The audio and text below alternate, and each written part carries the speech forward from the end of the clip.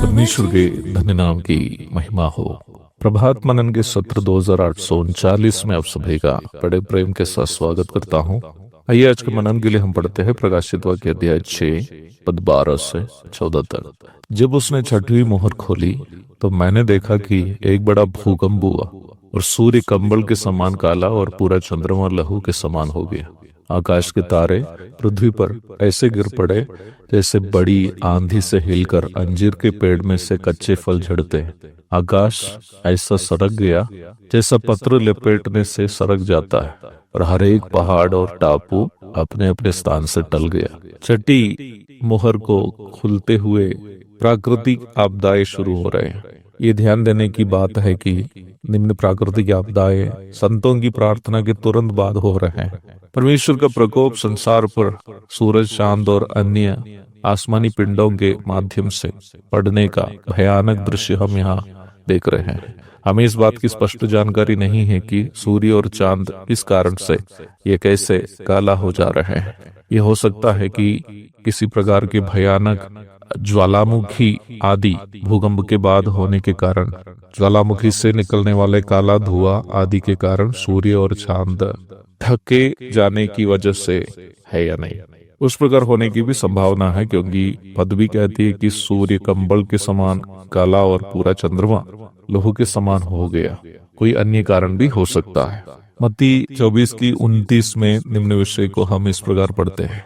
उन दिनों के क्लेश के तुरंत बाद सूर्य अंधियारा हो जाएगा और चंद्रमा का प्रकाश जाता रहेगा और तारे आकाश से गिर पड़ेंगे और आकाश की शक्तियां हिलाई जाएगी।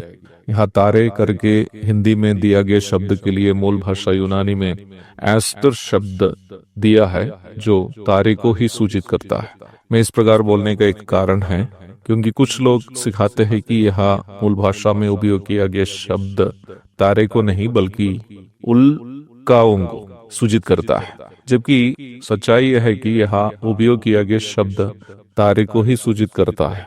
मत्ती 24:29 में भी तारा अर्थ आने वाला एस्टर शब्द का उपयोग किया है। अब यह एक संदेह उत्पन्न होने की संभावना है।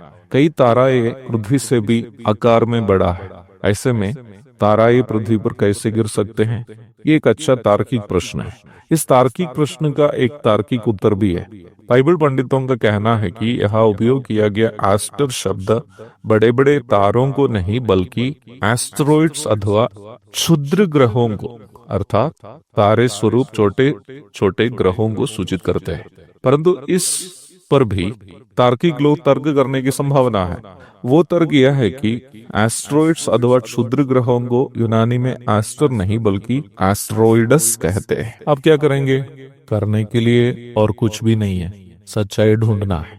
सच्चाई यह है कि यूनानी भाषा में एस्टेरॉइड्स शब्द सन 1802 के बाद, जब क्षुद्र ग्रहों की खोज करने के बाद ही जोड़ दिया गया है। सर विलियम हर्शल नामक व्यक्ति ने इस नया शब्द को 19वीं शताब्दी के प्रारंभ में ग्रीक भाषा में जोड़ दिया है।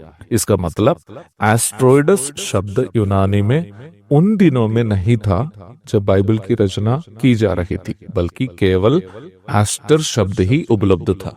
एस्टेरॉइड्स अथवा क्षुद्र ग्रहों के लिए समकालीन यूनानी में उपयोग किया गया एस्टेरॉइड्स शब्द का भी उद्गम बाइबल में उपयोग किया गया एस्टर शब्द से ही है।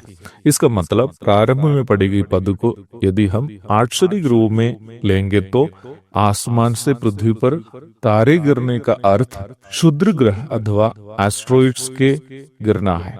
आकाश के सरक जाना यदि हम आक्षरिक रूप में ले तो ये सूर्य से अल्ट्रावायलेट रेस धरती पर पड़ने से रोकने वाले ओजोन लेयर अथवा ओजोन परत पर होने वाले नुकसान को सूचित करना होना चाहिए, क्योंकि अध्याय 16 की 9 में हम इस प्रकार पढ़ते हैं कि महासंकट काल के समय मनुष्य बड़ी तपन से झुलस गए। दोनों भागों को मिलाकर पढ़ने से ये ओजोन लेयर में होने वाला नुकसान को ही सूचित करता है करके हम अनुमान लगा सकते हैं। भूकंप का भयानकता इतना भारी होगा कि पहाड़, टापू इत्यादि उसके स्थान से टल जाएगा। अनेकों बाइबल पंडितों का मानना यह है कि सूर्य, चंद्रमा, आकाश, धरती, तारे इत्यादि के द्वारा परमेश्वर का प्रकोप मनुष्य पर उतरने का कारण यह हो सकता है कि मनुष्य जीवित परमेश्वर का इनकार करके इन प्राकृतिक चीजों को ईश्वर मानकर पूजते हैं। अर्थात जैसे मिस्र में परमेश्वर उन सारी चीजों से जिसे वहां के लोग देवता समझकर पूजते थे उन पर दंड उंडेला, उसी प्रकार महासंकट काल में परमेश्वर उन सभी प्राकृतिक वस्तुओं के द्वारा जिसे संसार के लोग ईश्वर समझकर पूजते हैं मनुष्य पर अपना प्रकोप को उंडेलेंगे।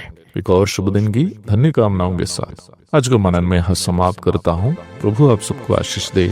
आमीन।